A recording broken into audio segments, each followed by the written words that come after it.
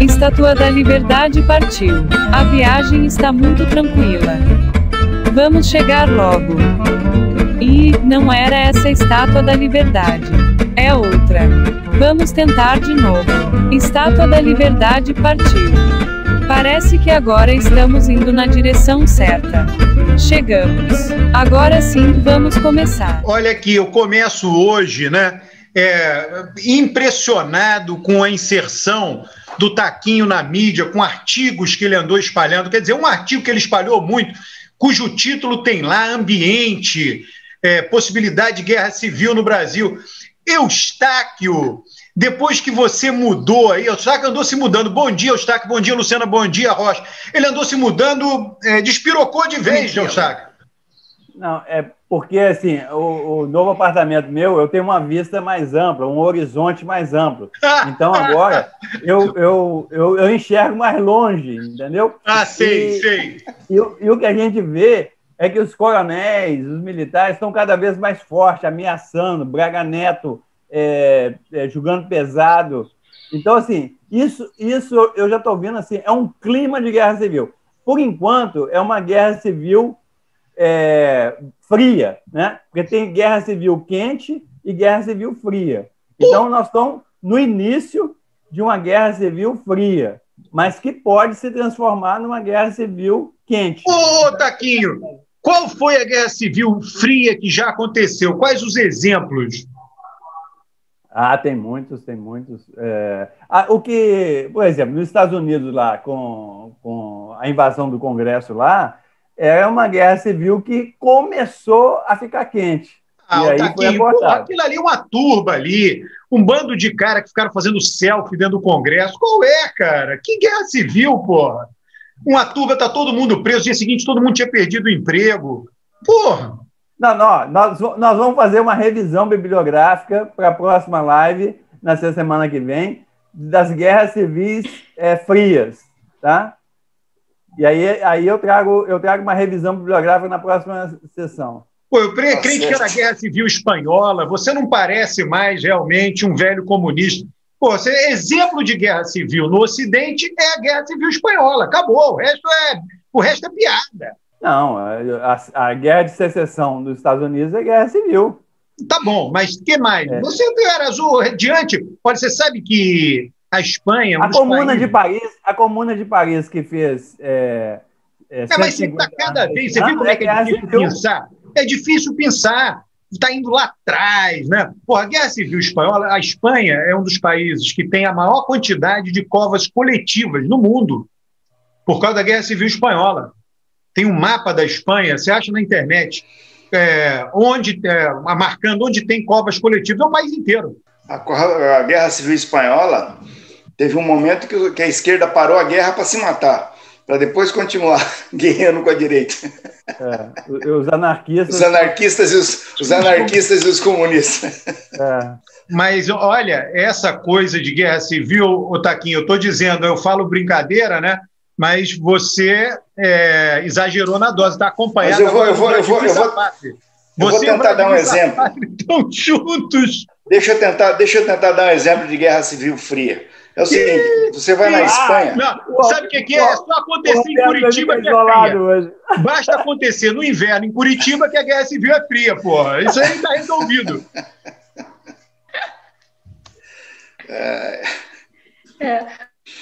Mas o Eustáquio está dobrando a aposta. Primeiro ele apostava no impeachment, agora numa guerra civil fria. Mas dá o exemplo aí, Rocha. Cadê o exemplo? Fora a guerra civil fria. Eu fui uma das idas minhas para a Espanha, eu assisti na universidade, onde eu fui fazer um módulo do mestrado, lá em Sevilha. Terminou no final da manhã. E aí tinha lá umas outras atividades que eu não estava a fim de participar, e tinha um hotel no centro da cidade, que eu olhei o hotel, falei, mas que maravilha esse hotel, acho que tem que tomar um café nesse hotel. Aí eu saí mais cedo e fui para o centro da cidade tomar um café naquele hotel, Hotel Inglaterra, bem no centro de Sevilha.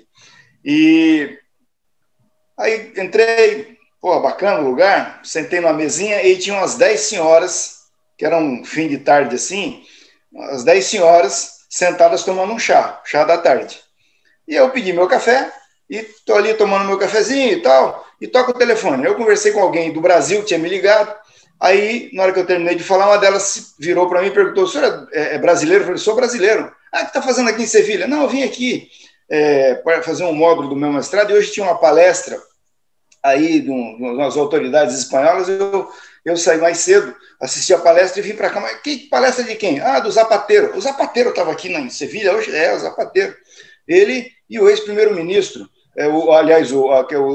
aquele promotor que fez a perseguição ao Pinochet, o Baltasar Garzón. Ah, eles estavam aqui, estavam debatendo o problema aí de contar a história, né?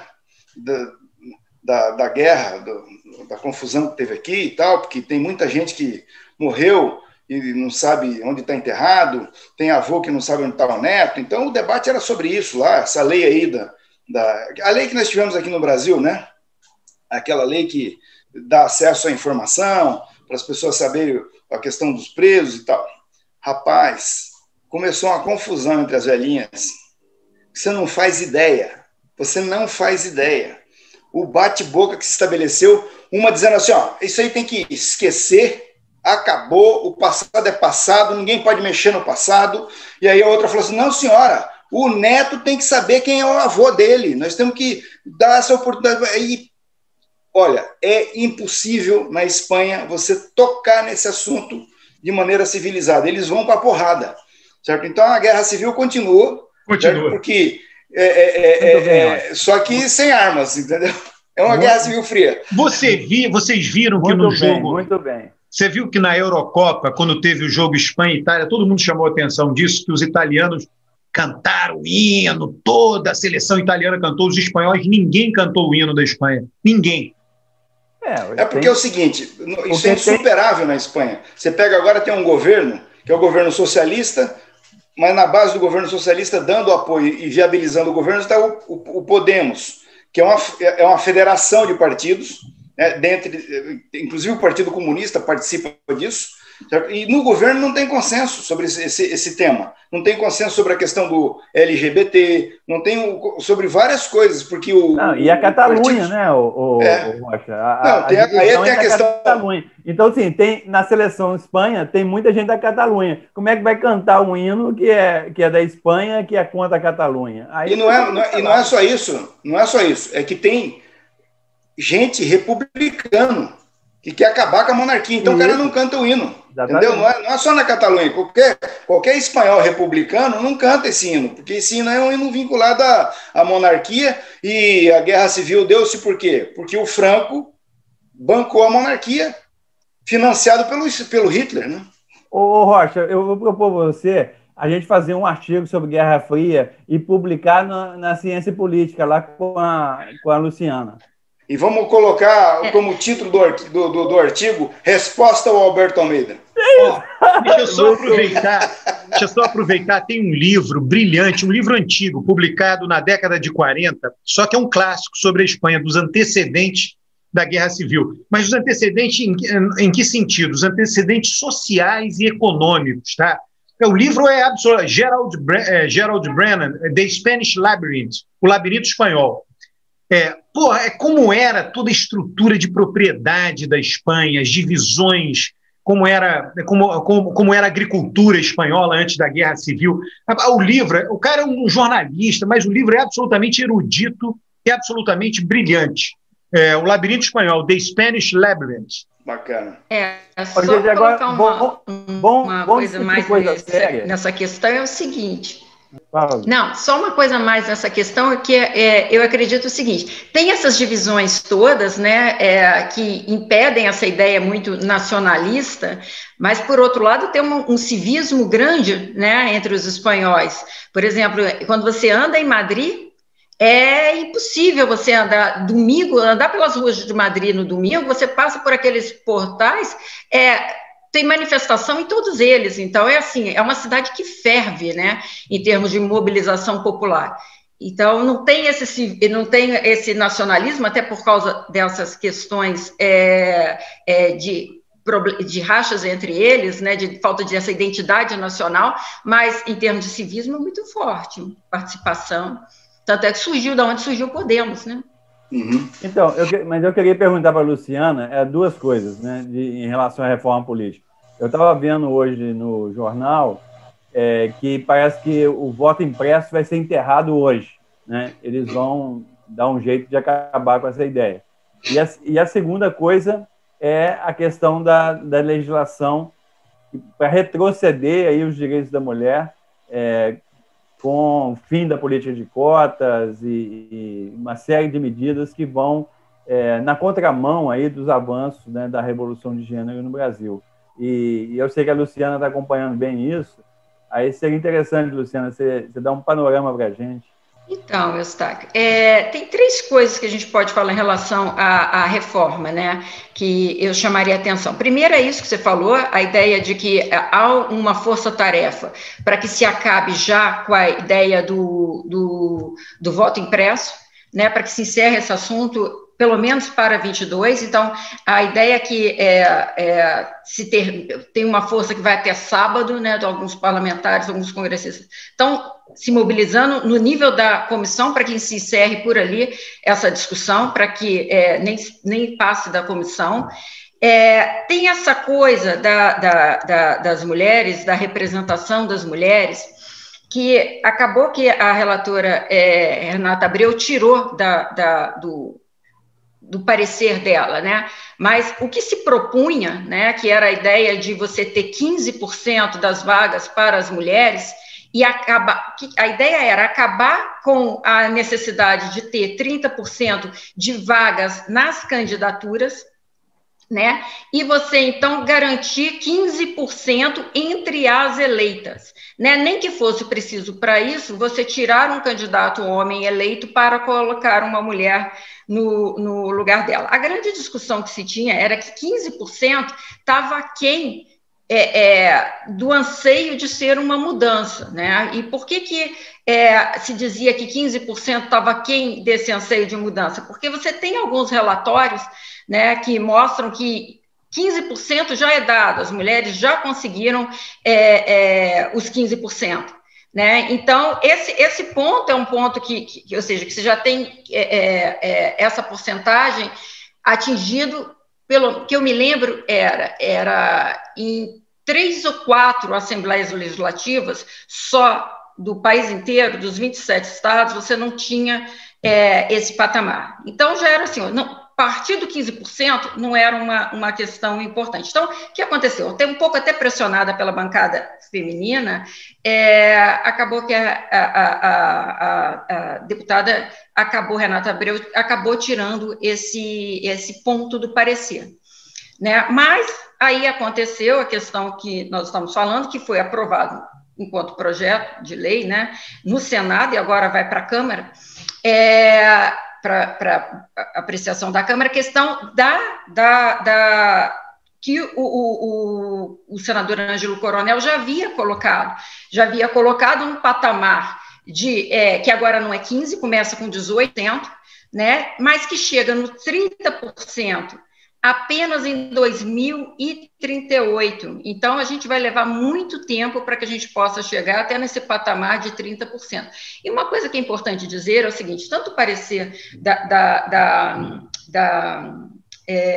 Renata Abreu e quanto a discussão de maneira geral contra a cota de 30%, ela parte do princípio que já temos aí muitos anos e que as mulheres nunca conseguiram chegar perto desse patamar. Só que, de verdade, a gente tem que ver que antes a lei não era tão taxativa, a lei passa a ser mais taxativa a partir de 2009. Antes, ela dizia que os partidos deveriam cumprir aquela cota.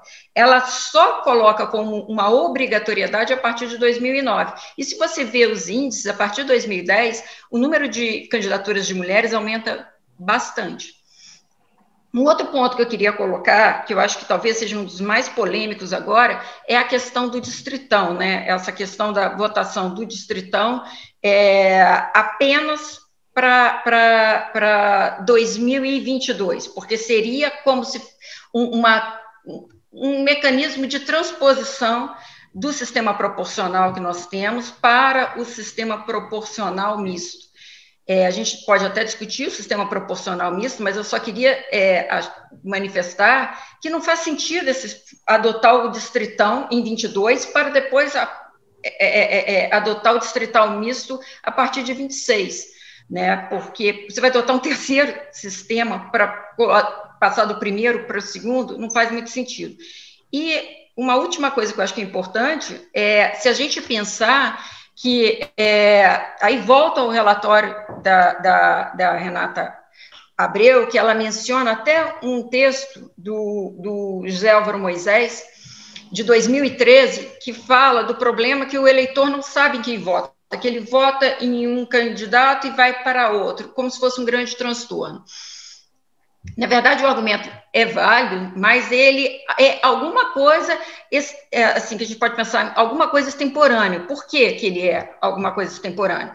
Porque, a partir de 17, né, a gente teve uma reforma em que foi proibida a questão da coligação para as eleições proporcionais, para o legislativo. Então, neste processo, a gente já teve uma mudança bastante grande. Isso aconteceu pela primeira vez na eleição de 20, ela foi implementada pela primeira vez na eleição de 20. E os primeiros dados são bastante contundentes em mostrarem como diminuiu a fragmentação partidária, e agora o máximo que pode ter de transposição de voto de um candidato para o outro no âmbito do mesmo partido.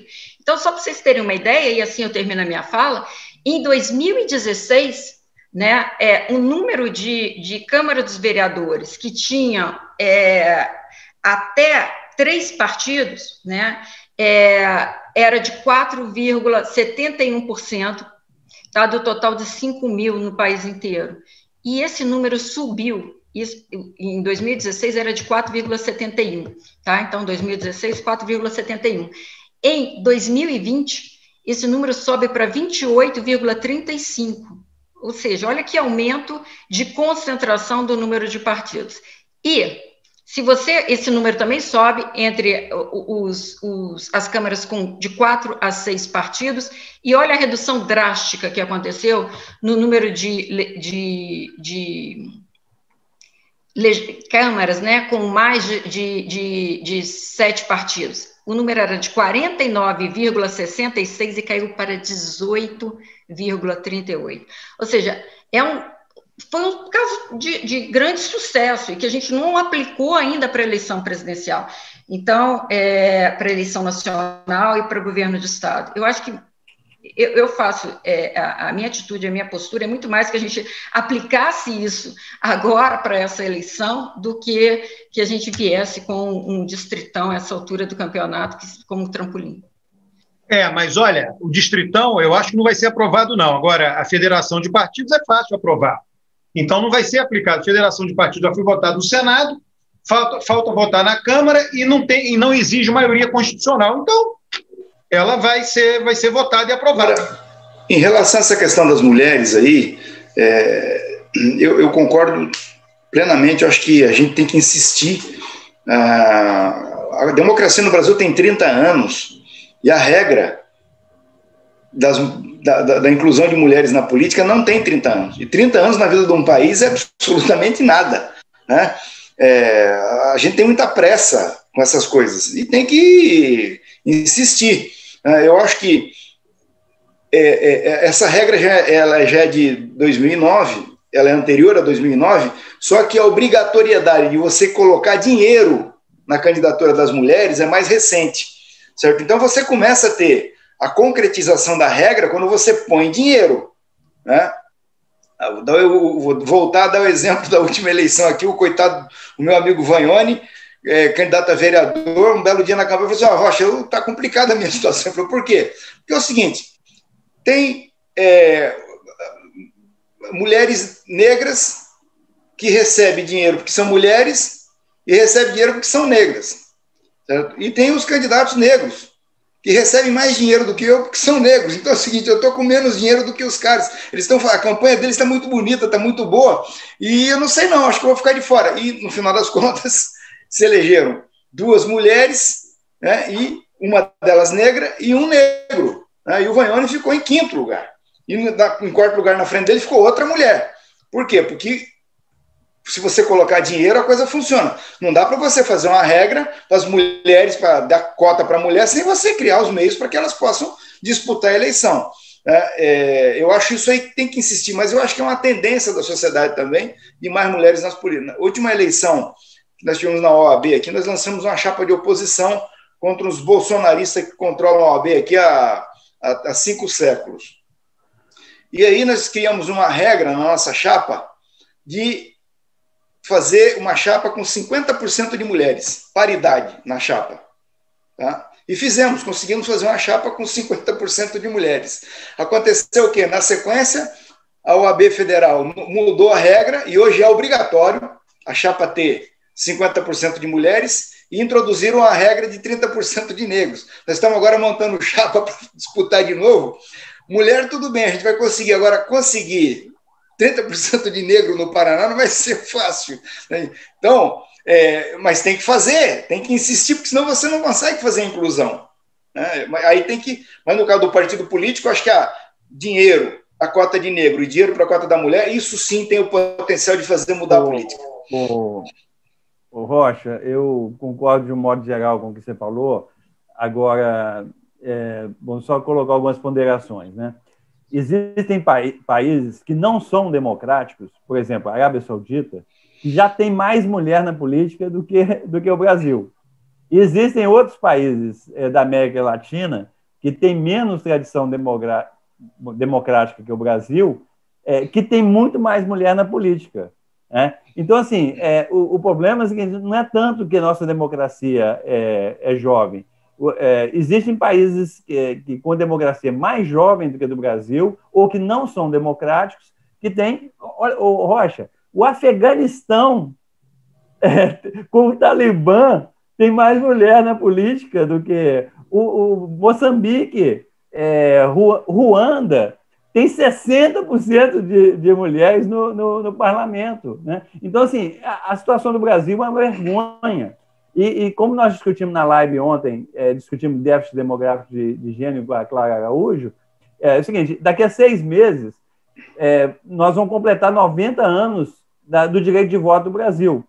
Que, veja só, é de 1932 que as mulheres no Brasil tiveram direito de voto antes da França, antes da Suíça. Né? Então, nesse sentido, o Brasil é um exemplo. Conseguiu o direito de voto para a mulher em 1932.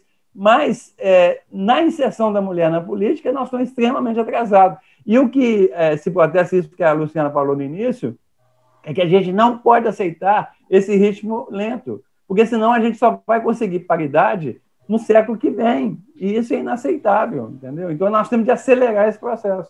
Olha aqui, no início, Rocha, você estava falando aí que seu pai foi parar em Curitiba, hein? Uhum. Dentro do contexto aí da Guerra Civil, né? Rocha, só essa questão que você falou da OAB aí, você na chapa, você entra como branco, pardo ou negro? Entro como negro. Ah, então você vai ser presidente da OAB. Meu lugar está garantido, ninguém me tira. Você sabe que eu estava brincando antes da gente começar a gravar, eu ia citar o exemplo do meu pai, que em 64, quando teve o golpe, ele nem foi para casa. De onde ele estava, ele desapareceu. Ficou 6 meses desaparecido. E nós a família achando que ele tinha sido morto.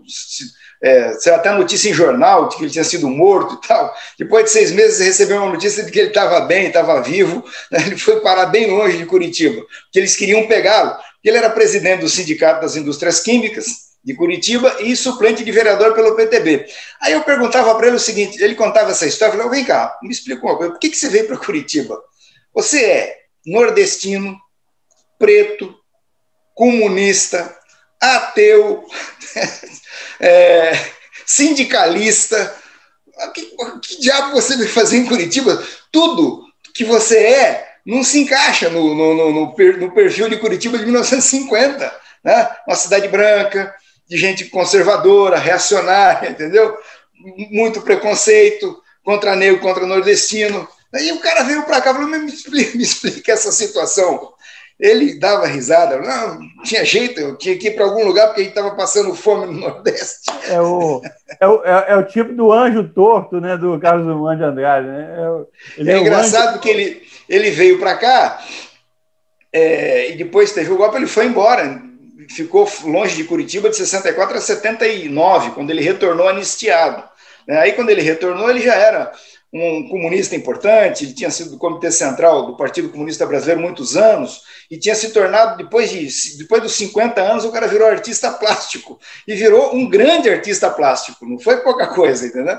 Ele fez a primeira exposição em São Paulo, no Sesc, com uma recomendação do Pedro Maria Bardi, porque a escultura dele em madeira é um negócio bem diferente, bem legal, e já um artista meio consagrado. Aí eu falei, e volta para Curitiba. Eu falei, bom, você voltou para Curitiba de novo? Por que você não ficou em São Paulo? Não foi para o Rio de Janeiro, rapaz? E ele gostava de Curitiba, não sei, tinha assim acho que é aquela questão do síndrome de Estocolmo, né? Agora, olha aqui, eu até andei fazendo umas postagens na rede social, depois tirei, porque pessoas começaram a... Né, resolvi botar a mão na colmeia, né, daqueles protestos lá em Cuba. Eu me recordo aí dos relatos do Taquinho, quando ele visitou Cuba, né? Você viu lá, o sistema... Eu estava ontem à noite lendo algumas resenhas de livro, né, e aquele cara, Branko Milosevic, né, que é um economista aí famoso mundialmente, que estuda muita desigualdade, né, de origem iugoslava, ele fazendo uma resenha sobre um livro que fala da derrocada da União Soviética, do ponto de vista da ciência política, não do ponto de vista da economia, e o autor, eu só li a resenha, né? A autora, né, na verdade, chama atenção para o fato da União Soviética não ter feito um Estado burocrático, racional, legal. E isso teria sido o motivo, não fez o Estado weberiano, isso teria sido o principal motivo da derrocada que aconteceu lá. Tá? E houve uma descentralização, né? O Stalin, ele pegava todo mundo das repúblicas, né, e todos os dirigentes regionais, e ele reprimia. Se não tivesse alinhado com ele, mandava matar, botava alguém alinhado. Depois, quando começou a ver... Depois, ninguém manteve esse procedimento. E aí o Brezhnev descentralizou. Quando chegou o momento de fazer alguma transição para outro sistema, ninguém conseguiu. Gorbachev tentou recentralizar, mas era impossível, porque o nível de descentralização já estava muito grande. E aí aquilo caiu de uma forma absolutamente pacífica. Quer dizer, um império que acabou... eu acho que deve ter sido o único império que se desfez de uma maneira pacífica, 100% pacífica, porque não tinha um Estado burocrático legal. Eu não sei como é que é a estruturação de Cuba interna, em detalhes, né? Porque você tem toda essa coisa do partido controlar. Pode ser que não tenha, de fato, uma burocracia racional legal. Eu de fato, ignoro, né, o que acontece em Cuba do ponto de vista da estruturação do Estado cubano. Eu acho que está acontecendo em Cuba o que acontece nos países socialistas aconteceu em geral. Cuba, menos porque eles, com a experiência da queda do Muro de Berlim, eles olharam, viram e começaram a tomar providências, né? O regime, para ele se sustentar, ele tem que ter apoio popular. Nenhum regime se sustenta sem apoio popular. Isso não existe, né, no planeta. Se perdeu o apoio popular, desmancha. A União Soviética desmanchou porque perdeu o apoio popular. E perdeu o apoio popular por quê? Porque faltou um Estado weberiano, certo, com algum nível de democracia, para manter as pessoas engajadas no processo. Aí virou uma estrutura do partido burocrática, né, de famílias, um negócio meio que czarista, e desabou como o czar desabou também no passado. Certo? Então, o que eu acho que aparentemente ocorreu em Cuba é que andaram relaxando, certo, nesse processo de ouvir a população. Certo? Porque enquanto você está ouvindo a população, ainda que o regime não funcione, não atenda bem às demandas, mas se você está ouvindo as pessoas, elas se sentem parte do processo. Né? E aí, quando você tem uma estrutura que não ouve as pessoas, que começa a se descolar delas, as pessoas começam a olhar para aquilo e achar que aquilo ali não é um problema delas, entendeu? Eu acho que o que ocorreu foi isso. Eu não acredito que vá ter uma reviravolta em Cuba, eles vão se refazer, até porque começou um processo de abertura, de troca, de reforma monetária, né? Eles estão se esforçando para... E eu acho que esse movimento aí vai fazer com que o partido se reaproxime da sociedade, corra em direção à sociedade para ouvir as demandas, né? Isso também vai ajudar, na minha opinião, porque, embora o Hollywood venha já dizendo que o comunismo é um mal, não sei o que e tal, tem também muita gente pelo mundo afora dizendo, não, pera um pouquinho, o regime tem defeitos que precisam ser corrigidos, mas os americanos não podem falar nada enquanto tiver embargo, né? Enquanto tiver embargo, o americano não tem argumento para discutir, né? Porque o embargo é um negócio brutal, né? Absurdo. Agora, recentemente, a China não pôde levar vacina para Cuba porque impediram o trânsito da aeronave, né? É uma loucura. Não sei se vocês têm noção disso, mas um navio sai. A Espanha é um grande parceiro comercial de Cuba. O navio sai de Madrid, lá de um porto da Espanha, para trazer um produto para Cuba, ele tem que voltar vazio. Ele não pode aportar em nenhum porto para carregar uma carga e levar de volta para a Espanha. Ele tem que voltar vazio, por causa do embargo. Então, quanto custa esse frete? Então, é uma doidice. Então, falta papel higiênico, falta pasta de dente, falta as coisas mais básicas, porque não é possível. Os únicos países que desobedecem o embargo é a Venezuela, a Espanha, aí a China e a União Soviética, né, e a Rússia. E aí fica ali, mas Cuba está debaixo do sovaco dos Estados Unidos, né? Se os americanos quiserem, não passa nada. Então, deixa eu dar 2 depoimentos aí sobre essa questão da Rússia e de Cuba, né? O pessoal sabe assim, a minha formação é uma formação marxista, eu fui da Organização de Combate Marxista-Leninista Política Operária, né? OCMLPO. Depois... Foi por isso que você ficou assim? Por isso que está vendo a Guerra Civil chegar. e depois eu saí da PO e fui para o MEP, né? Movimento pela Emancipação do Proletariado. Então, assim, eu gostava muito da União Soviética, etc. E tinha, assim, mas é uma coisa mais teórica, né? Da perspectiva da União Soviética. E eu tinha um amigo que chamava Pisca-Pisca, o apelido dele é Pisca-Pisca, porque ele piscava muito, que ele era fanático com a União Soviética. Assim, achava que a União Soviética era o máximo, que era o farol da humanidade e tal. Óbvio que eu nunca cheguei a ter esse grau de fanatismo, né? Mas eu compartilhava muitas ideias. Mas eu li um livro, Roberto, depois eu posso conseguir para você, no início da década de 80, falando exatamente isso que você falou da União Soviética. Não tinha uma estrutura legal, você está chamando aí weberiana, a questão das nacionalidades, né? Porque o que fez? A União Soviética vinha povos de religiões diferentes, cultura diferente, etc., e não tinha uma estrutura que dava liga nisso, né? Então, quando eu li esse livro, deve ter sido lá para 83, 84, eu percebi o seguinte, falei assim, a União Soviética vai se dar mal, né? Então, assim, e foi um conflito muito grande, porque, e com o Pisca-Pisca, eu não podia falar nada, porque ele me xingava, não, que a União Soviética é o máximo, não sei o quê.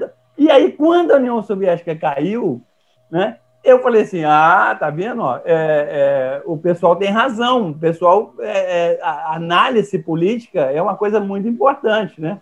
E o Pisca-Pisca entrou em depressão. Ele entrou em depressão, que o mundo dele caiu, etc. Então, isso é só para confirmar aí a sua... Você sabe que eu fui para a União Soviética em 1985. Fiquei, acho que, uns 40 dias lá. E quando eu voltei, eu falei, aquele troço não vai dar certo, vai desabar. Porque, pô, eu vivia num país atrasado igual o Brasil. Né? O Brasil, na década de 85, era uma tragédia, né? mas tinha televisão a cores, tinha geladeira que funcionava, os carros eram razoavelmente, né? A gente via a classe média brasileira com algum nível de conforto, né? Eu olhei lá, rapaz, o hotel que eu estava era um hotel maravilhoso, e a televisão era preto e branco. Falei, pô, os caras conseguem colocar um homem no espaço e não tem uma televisão a cores num hotel desse. Eu falei, isso aqui não vai funcionar. Aí, isso aí que você está falando já era a voz corrente lá, que tinha um problema, né? Que eu acho que hoje, pelo menos as pessoas com um pouco mais de racionalidade na esquerda já se deram conta de que você não pode atropelar as etapas, né? Se você atropela as etapas, você quebra a cara. E o que o Stalin fez foi atropelar as etapas. O Lenin, o que ele fez? Quando o Lenin faz a revolução e assume, uma das primeiras providências que ele tomou foi cair fora da Finlândia. A Finlândia era uma república da União Soviética. Ele mandou embora, dispensou a Finlândia. E começou a dispensar por quê? Porque aquilo ali é muito grande, né? E tinha que se concentrar mais e cuidar. E aí, eliminando aquele conceito do grande império russo e tal, aquela coisa. E aí, quando o Stalin assume, o Stalin recupera isso, volta a história do czarismo, da grande Rússia e tal, e começa essa porcariada toda aí de volta de fazer a coisa na marra, na pancada, como o Alberto falou, e aí isso não funciona. A outra experiência que você falou, eu lembrei agora, porque é o seguinte, eu era amigo, eu fui aluno e tal, e fiquei amigo do Teotônio dos Santos, né, que é um dos papas aí da teoria da dependência, né? E aí, nessa época aí, quando eu descobri essas coisas da Rússia, eu fui conversar com o Teotônio, né? O Teotônio, olha, eu estou lendo um livro e tal, que fala assim e tal, e ele fala que isso tudo é bobagem, porque o fundamental é a tecnologia espacial, quem dominar a tecnologia espacial domina tudo, tal, não sei o que. Eu falei, Teotônio, não é bem assim não. E é isso que você falou, quer dizer, os caras investiram na área militar, investiram nessa tecnologia, mas não conseguiram fazer a transposição para a tecnologia civil, né? Aí que é o modelo da China, aí é muito mais correto, porque o que a China fez foi o seguinte, nós vamos fortalecer o exército e tudo mais, mas primeiro nós precisamos de ter competitividade e ter produtividade e adotar uma estratégia diferente do Gorbachev, né? Que segura politicamente e abre economicamente, né? Então, o modelo da China se mostrou muito mais viável do que o modelo soviético. O Gorbachev é o grande exemplo da política, Luciana, que é uma coisa mortal na política. Você não tira uma coisa do lugar se você não souber o que você vai colocar lá. Na política isso é mortal. Se você tirar alguma coisa do lugar sem saber o que vai colocar, né, agora mesmo nós temos o exemplo do PSDB, tiraram a Dilma sem saber o que ia colocar no lugar, o que deu. Não, mas aí sabia que era o Temer e o Temer. O Temer todo mundo sabia quem era, né? Esse negócio de Cuba, gente, eu acho que tem que colocar também a questão da internet, né? Que isso também não é pouca coisa, né? Você tem a internet a partir de 15, mas ainda é muito limitada, mas a partir de 18 você tem os planos pagos e que as pessoas começam a usar o WhatsApp, começam a se mobilizar. Inclusive, se diz que muito dessa mobilização, do movimento São Isidoro, né, foi articulado a partir das redes sociais. E parece que ontem foi decretado um apagão em relação à internet e tudo mais. Então, se perde um pouco o controle também, apesar do Estado, da centralização. Quer dizer, isso acaba sendo consequência, né, na liberação do uso de internet ou não, mas isso também é importante para a organização. Se lembra aqui como é que foi? As pessoas organizavam, marcavam. A primeira vez, vocês contando o caso, eu me lembro uma coisa, a primeira vez que eu vi as pessoas se organizarem por internet, usando a internet para organizar a rua, foi na campanha de 14, que tinha a história dos coxinhas e dos... o Mortadela, não é isso? Isso, e aí as pessoas marcavam encontros, mas marcavam para encontrar pessoalmente, e aí o grupo do Coxinha e o grupo do Mortadela em relação a isso. Então, tem uma capacidade de mobilização muito grande. Depois a gente vê tudo isso. O próprio 13 já foi um movimento nesse sentido, né?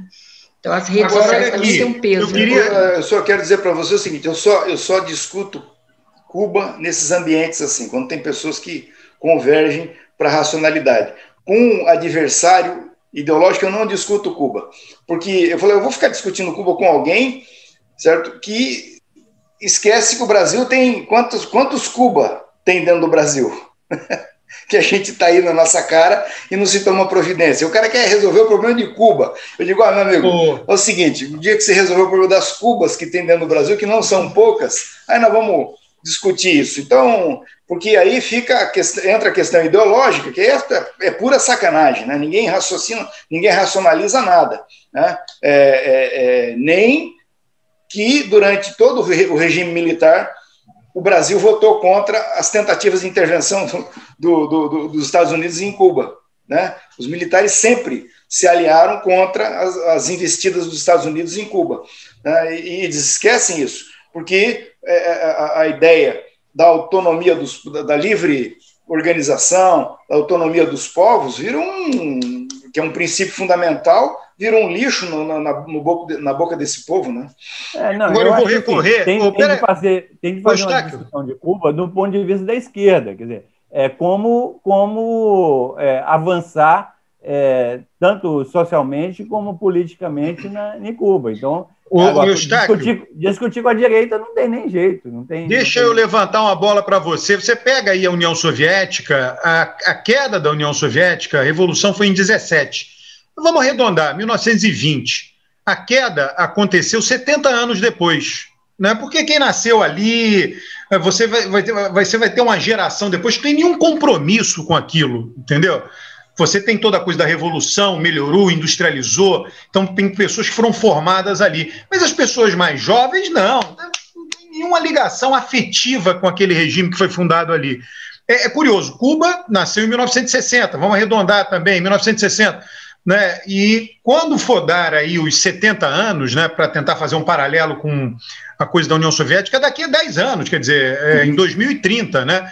E você vê pelas imagens, as poucas imagens que nós vimos desses protestos aí, um monte de jovens ali que não tem compromisso com a revolução, né? São pessoas que não estão nem aí. Você sabe que, mas vou te dizer uma coisa, você tem razão, mas eu acho que o regime vai... A última vez que eu estive em Cuba foi em 2000,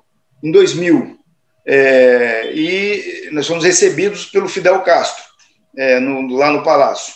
E ele chegou na reunião, e me fiquei impressionado porque ele chegou na reunião com aquela farda militar dele, o cara era um sujeito grande, e atrás dele tinha assim uma meia dúzia de moleque com laptop debaixo do braço. E eles abriram o laptop, começaram a anotar tudo que ele falava e tal, e eu falei, bom, esses caras estão correndo atrás, né? Não estão como o Brezhnev, parado no tempo, né? Porque esse fator das gerações é mortal. Eu tive em São Petersburgo, há coisa de 3 anos atrás, e aí contratei lá uma tradutora, uma russa, para fazer a viagem lá em São Petersburgo, conhecer os lugares e tal. Aí nós fomos andando na van, e ela falando, não sei o que, esse palácio aqui foi destruído durante a guerra, essa catedral foi destruída durante a guerra, aqueles palácios maravilhosos, assim, isso aqui foi destruído, os nazistas fizeram isso aqui, um bunker, e foi destruído, e o troço estava lindo, maravilhoso, e aí, e no meio dessa conversa, ela falando mal do socialismo, né, soviético, falando mal do regime, e eu ali quieto, né, quieto. Aí lá na frente, no final do dia, eu falei, vem cá, nós vamos naquele palácio lá, você falou que foi destruído na guerra e tal. Foi. Eu falei, quem que reconstruiu? Não, foram os comunistas. Aí, não é aquela catedral lá que você falou que foi destruída pela guerra. Eu fui fazendo as perguntas, quem que reconstruiu? Aquela biblioteca, aquele não sei... Não, foram os comunistas.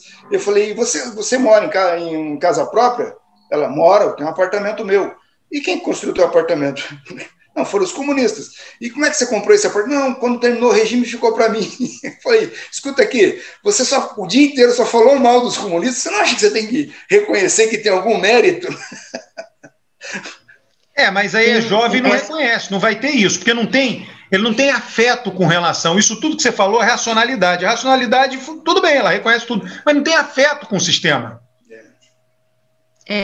O Molino traz muito isso, a relação da afetividade e da memória afetiva na adesão aos regimes, né? Então, assim, quem tem mais adesão à democracia como valor, são as pessoas que experimentaram o regime ditatorial. Aí elas têm uma lembrança maior em relação a isso, no que se refere a democracia como valor. Agora, vamos lembrar que tem os dois lados também, né? Porque, por exemplo, que também mistura um pouco de afetividade. Eu me lembro que uma vez eu trabalhei com a importância das instituições, né, na definição, na relação do voto com a satisfação da economia. E aí eu peguei para avaliar diferentes regimes, eu peguei tanto a América Latina como peguei o leste europeu, né? E peguei a década de 90, 80, 90 e início de 2000. A lembrança do regime socialista, né, a lembrança da União Soviética, os partidos que sinalizavam para a continuidade tinham uma rejeição muito maior do que aqueles que esperavam a mudança, porque a lembrança da economia era uma lembrança muito ruim. Então, é um pouco de bastante aspecto prático que, em última instância, repercute nessa afetividade a curto prazo. Né? Então, assim, a lembrança, quando cai também, aí voltamos ao nosso assunto da economia, quando cai também é porque a situação já não estava agradando a população de maneira geral, né? Esse negócio que o Roberto estava falando, eu acho que ele está falando da questão geracional, né? Que é quase uma questão demográfica que você vai mudando, mas isso acontece com o salazarismo, com o franquismo, né? Que você tem uma mudança de geração, esses regimes vão ficando, o mundo vai mudando, o regime não consegue mudar, e aí o elemento que vai provocar a mudança é o novo, né? Eu lembrei aqui de um discurso do Steve Jobs, que ele já estava com câncer, já estava caminhando para a morte. Ele foi paraninfo na Universidade de Stanford, né?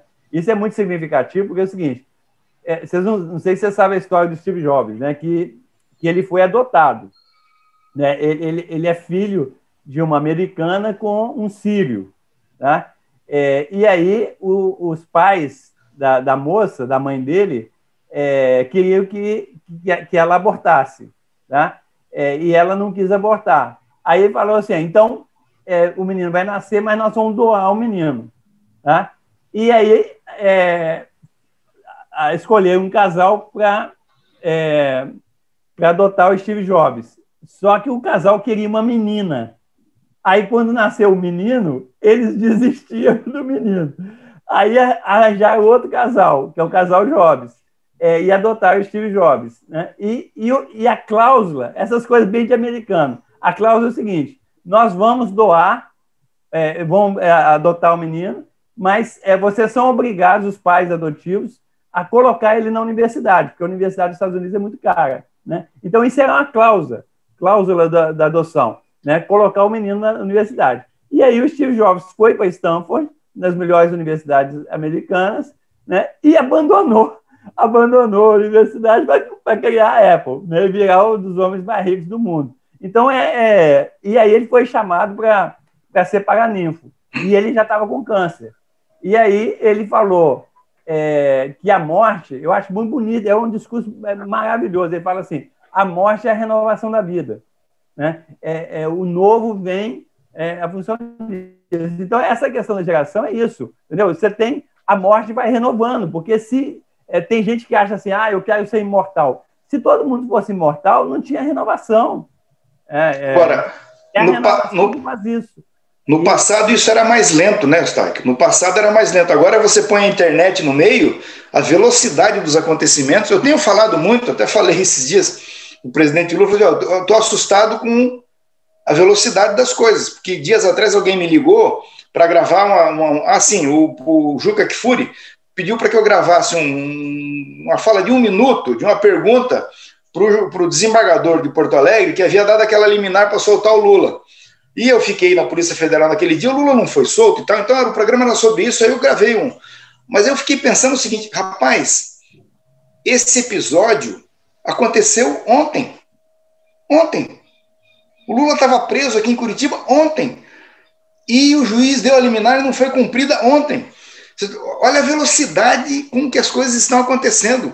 Já foi Dallagnol para o saco, o Sérgio Moro está nos Estados Unidos, o Lula está solto e na frente em todas as pesquisas, né? O Bolsonaro está desintegrando. É uma maluquice o que está acontecendo, né? A velocidade dos acontecimentos. Ô Rocha, uma pergunta meio fúnebre. Você acha que o Bolsonaro morreu ou ele está só doente aí mesmo? Eu acho que ele está... eu diria que o estado de saúde político dele é pior do que o estado de saúde clínico, médico. Ele está com o rabo preso. Ele está com o rabo preso. Eu acho o seguinte... Isso não importa, sabe por quê? Todo mundo vai morrer um dia mesmo. Assim. Então, foi o que ele disse. Ele disse isso, hein? Ué. Vamos parar de mimimi. É só uma prisão de ventrezinha. O que é um soluço? Vamos parar de mimimi, deixa de ser maricas.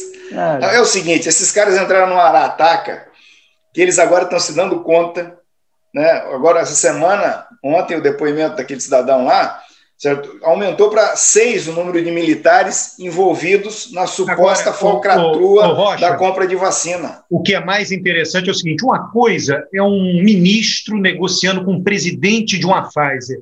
Outra coisa são esses caras que estão aparecendo. Olha o nível dos caras. O nível, um policial militar que nunca lidou com medicamento, nada. Chega lá e diz, eu tenho uma coisa para vender, eu quero comprar. Porra, dá uma propininha aí. Rapaz, é inacreditável. É inacreditável. Vê o cara que apareceu ontem, o reverendo, apareceu do nada. Agora me diga uma coisa, o Eustáquio está falando aí em guerra civil, eu digo assim, vou fazer uma pergunta assim. Ontem apareceu já o 6º militar envolvido nisso, né, o pastor e tal. O Braga Neto está sitiado. Certo? Então é o seguinte, vai adiantar ele engrossar a voz com a CPI, com o Congresso, do jeito que a coisa está indo? Daqui a pouco vão chamar ele para depor, ele vai ter que ir. Certo? Então é o seguinte, a tendência dos militares que têm juízo é ficar indo embora desse governo, ficar o mais distante possível. Isso aí não vai funcionar. Não, o que eu acho legal é o seguinte, a gente realmente ter uma guerra civil quente e quem for comandar os militares for o Pazuello, entendeu? Aí a gente vence pro WO. Aí nós vamos ter de novo no Brasil aquele episódio do Barão de Itararé, né? Ele virou barão porque ele é o barão de uma guerra que não houve, que não aconteceu. E essa guerra foi aí perto de Curitiba. Foi, aqui em Itararé, São Paulo. Eles subiram, né? Passaram por Curitiba, o governador fugiu, o governador do Paraná fugiu, que era o cara que ia segurar o Getúlio aqui na bala. Quando o Getúlio chegou aqui, ele correu. Aí o Getúlio foi para São Paulo e fizeram acampamento ali adiante de Ponta Grossa. Em seguida, já é Itararé, em São Paulo. E aí as tropas de São Paulo vieram e ficaram em Itararé, e a batalha seria a Batalha de Itararé. Certo? Aí os caras desistiram, não teve a batalha, e o Barão de Itararé se auto-intitulou Barão de Itararé. Então, eu acho que seu pai sabia dessa história e falou assim, não, eu tenho que mudar para esse lugar aqui. Viu? Pessoal, eu acho que é isso, né? Luciana encerra. Hoje foi divertido. Na próxima, eu vou trazer uma outra tese mais controversa ainda. Eustáquio, toda semana você tem que publicar um artigo desses aí que você está nessa malandragem. Você é um jovem da internet, você é um jovem, você vai no clickbait. Você essa semana ficou famoso no negócio de guerra civil. Não sei se você conviveu no movimento estudantil com os posadistas. Claro. Então, os posadistas, a piada que tinha, porque eu acho que os caras fumavam muita maconha, e a piada que tinha era de que eles pregavam que a Terra tinha que ser invadida pelos extraterrestres. E eles diziam que os extraterrestres eram mais evoluídos do que os humanos. E se eram mais evoluídos, eram socialistas. Então, eles pregavam a invasão da Terra. Olha aqui, a Luciana encerra, o pessoal vai reclamar hoje que a Luciana falou pouco. Então você encerra aí, Luciana, a gente não fala mais nada. Não, eu falei bastante. A questão é a seguinte, só para não deixar de falar da vacina, né? Da vacina, da doença, né? Da pandemia.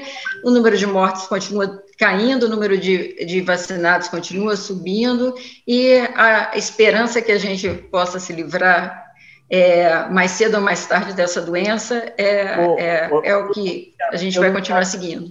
Ô, Luciana, eu não quero ser desmancha-prazer, não, nem estender a questão, não, mas a questão é o seguinte, o artigo que eu vou fazer domingo é mostrando o seguinte, que no ano de 2021, nós temos 1,2 mortes por minuto da Covid. Tá? Nesse ano de 2021, o Brasil é o país que tem mais mortes, mais do que a China, mais do que a Índia, mais do que os Estados Unidos, etc. Então é o seguinte, está caindo, é uma boa notícia, a vacinação está... Mas nós estamos tendo 1.250, 1.300 mortes por dia. Nós estamos banalizando a morte. Ô, Luciana, eu falei assim que você ia fechar o programa. Ele não resistiu, porque você falou uma coisa positiva, ele ficou enlouquecido lá e disse, pô, eu vou ponderar esse negócio positivo que a Luciana falou. Pô, Eustáquio! Eu fui contratado nesse programa aqui para ser pessimista, então eu não posso deixar a minha posição ficar subjugada. E eu sou do pano quente, então o que eu quero deixar esclarecer é o seguinte, olha, estou falando do otimismo na linha temporal, mas eu sei que a gente ainda não dá para banalizar 1.000 e tantas mortes, você está certo. Viu, Roberto? Eu estou certo. Bom dia, hein? Interrompe o programa, eu estou certo.